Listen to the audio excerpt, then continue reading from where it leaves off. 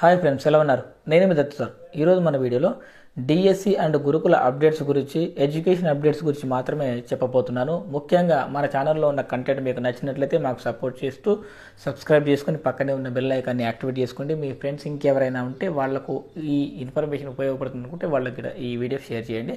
So మనకు ముందుగా ఒక చిన్న ఇన్ఫర్మేషన్ ఏంటంటే, డిఎస్సి ఆన్లైన్ టెస్టులు, మరి school assistant Telugu, school assistant social మరియు ఎస్జిటికి సంబంధించిన ఆన్లైన్ టెస్టులు మన ఛానల్లో స్టార్ట్ అయ్యాయి. ఎవరైనా డిఎస్సికి సీరియస్గా ప్రిపేర్ అయ్యే వాళ్ళు ఉంటే మన ఛానల్లో ఎగ్జామ్స్ రాసుకోవచ్చు. సో పూర్తి వివరాల కోసం మా వాట్సాప్ గ్రూప్లో జాయిన్ అవ్వండి. వాట్సాప్ గ్రూప్లో జాయిన్ అవుతే సో ఎగ్జామ్ డీటెయిల్స్తో పాటు రెగ్యులర్ అప్డేట్స్ కానీ, వీడియోస్ కానీ, ఇన్ఫర్మేషన్ కానీ మీకు పోస్ట్ చేయడం జరుగుతుంది. అందుకని వాట్సాప్ గ్రూప్లో జాయిన్ అవ్వండి. మరి వాట్సాప్ గ్రూప్ లింక్ అనేది కామెంట్ బాక్స్లో ఉంది, దాంతోపాటు డిస్క్రిప్షన్లో కూడా పెడితే అక్కడ నుంచి మీరు జాయిన్ అవ్వచ్చు. ఇక మనము టాపిక్లో వచ్చినట్లయితే, ముందుగా మనకు త్వరలోనే మెగా డిఎస్సి అని చెప్పేస్తూ ఒక వార్త అయితే రావడం జరిగింది. జాబ్ క్యాలెండర్ తయారు చేస్తున్నాం అని చెప్పేసి బట్టి విక్రమార్క గారు ప్రకటించడం జరిగింది. నిన్న అసెంబ్లీ సాక్షిగా ఓట్ ఆన్ అకౌంట్ బడ్జెట్ ప్రకటించడం జరిగింది కదా. సో అందులో విద్యకు కేటాయింపులు కూడా చేయడం జరిగింది. సో అందుకనే మరి త్వరలోనే కానిస్టేబుల్ పోస్టులతో పాటు డిఎస్సి కూడా భర్తీ చేయబోతున్నాం. నిరుద్యోగులారా, మరి మీకు అండగా ఉంటాం మేము. మీరు చదువుకుంటూ ప్రశాంతంగా ఉండండి.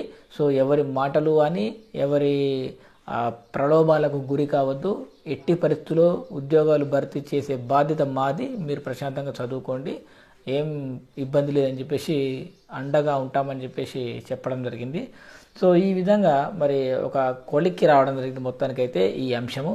సో 15,000 కానిస్టేబుల్ రిక్రూట్మెంట్ పూర్తి చేస్తారంట. ఇంకా గ్రూప్ 1లో ఎట్లాగో మనకు 64 పోస్టులు కలుపుతున్నామని చెప్పడం జరిగింది. దాంతోపాటు 46 సంవత్సరాలకు ఏజ్ లిమిట్ కూడా పెంచడం జరిగింది. సో ఇవన్నీ మనకు అనుకూలంగా ఉండేటటువంటి అంశాలు అన్నమాట. సో ఇది మరి ఇక మండలానికో Telangana public school pilot project కింద 500 కోట్లు అని చెప్పి ఒక వార్త అయితే వచ్చింది.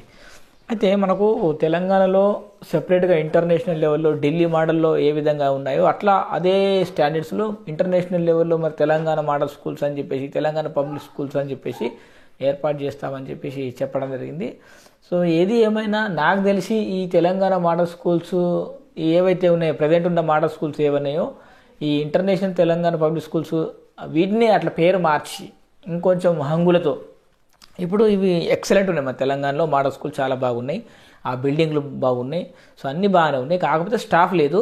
ఆ స్టాఫ్ ఒకటి చూసుకొని, కొన్ని మౌలిక సదుపాయాలు కరెక్ట్గా చూసుకొని ఈ విధంగా మోడల్ స్కూల్స్ని తెలంగాణ ఇంటర్నేషనల్ స్కూల్స్గా మారిస్తే బాగుంటుందని చెప్పేసి చాలామంది భావిస్తున్నారు.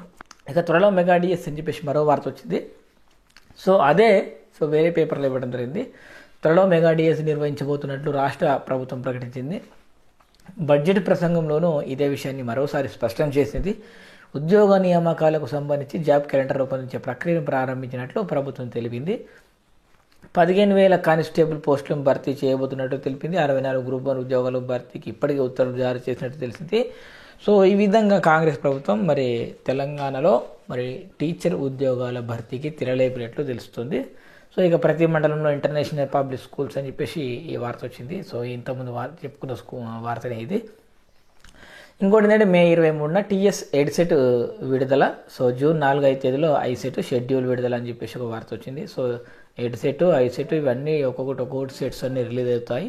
సో డిగ్రీ పూర్తి చేసుకునేటువంటి అభ్యర్థులు మరి సిద్ధంగా ఉండగలరు. సో ఇక ముఖ్యంగా మనకు ఛానల్ 33,000 సబ్స్క్రైబర్స్ని రీచ్ అయింది. సో అందుకు అందరికీ ధన్యవాదాలు తెలియజేస్తున్నాను. ఇక ఈ రోజు నుంచి మరి గురుకులాలకు సంబంధించిన సర్టిఫికేట్ వెరిఫికేషన్ అయితే స్టార్ట్ అవుతుంది కాబట్టి అందరూ సర్టిఫికేట్తో రెడీగా ఉన్నారని మరి ఆశిస్తున్నాను. మీకు చెప్పిన టైం కంటే ముందే మీరు బోర్డుకి వెళ్ళిపోవాలని. సో వాళ్ళు మీ వెన్యూ ఏదైతే ఉందో ఆ ప్లేస్కి మీరు వెళ్ళిపోతే సర్టిఫికేట్ వెరిఫికేషన్ కానీ సిద్ధంగా ఉంటే బాగుంటుంది. మొత్తానికి 1:2లో మరి సెలెక్ట్ అయిన అభ్యర్థులందరికీ ఆల్ ది బెస్ట్. 1:1లో సెలెక్ట్ కాగా, సో 1:1 తర్వాత ఉన్నటువంటి మిగతా క్యాండిడేట్లు అందరూ 1:1లో ఇస్తే మరి ఇంకో 1% వెళ్ళిపోతారు కదా. ఇప్పుడు మనకు జనరల్గా మనకు ఒక 10 పోస్టులకు 20 మంది సెలెక్ట్ చేస్తే 10 మందినే తీసుకుంటారు, ఇంకో 10 మంది ఖాళీగా ఉంటారు కదా. సో వాళ్ళు నిరాశపడాల్సిన అవసరం లేదు. దీంట్లోంచే ఎవరైనా వేరే ఉద్యోగాలు వచ్చి వేరే సైడ్ వెళ్ళిపోతే కనుక మీకు కూడా ఛాన్స్ వచ్చే అవకాశాలు ఉంటాయి. కాబట్టి మీరు ఎవరు నిరాశపడద్దు. ఒకవేళ మాకు రాలేదు అనుకుంటే కూడా ఇబ్బంది ఏం లేదు, కసితో చదవండి. ఆ చదువుని ఇంకాస్త మెరుగుపరచుకోండి మీ అభ్యాసనాన్ని. డెఫినెట్గా మనకు డిఎస్సిలో ఉద్యోగం వచ్చే అవకాశాలు అయితే ఉంటాయి. మరి మొత్తం మీద మరి మన ఛానల్లో ఆన్లైన్ టెస్ట్లు కూడా స్టార్ట్ అయ్యాయి కాబట్టి మీరు చదువుకుంటూ కాస్త ప్రాక్టీస్ చేయండి. ప్రాక్టీస్ చేస్తే డెఫినెట్గా మన ఛానల్లో ఎగ్జామ్స్ అందుబాటులో ఉన్నాయి కాబట్టి మీకు అంటే ఒక సబ్జెక్ట్ని ఒకసారి కంటే ఎక్కువసార్లు రిపీట్ చేస్తే మనకు సబ్జెక్ట్ వస్తుంది అనమాట. సో ఇది ఫ్రెండ్స్ ఇవాళ వీడియో. ఈ వీడియో నచ్చితే లైక్ చేయండి, షేర్ చేయండి, కామెంట్ చేయండి. మన ఛానల్ని సబ్స్క్రైబ్ చేసుకోండి. Thanks for watching. బాయ్.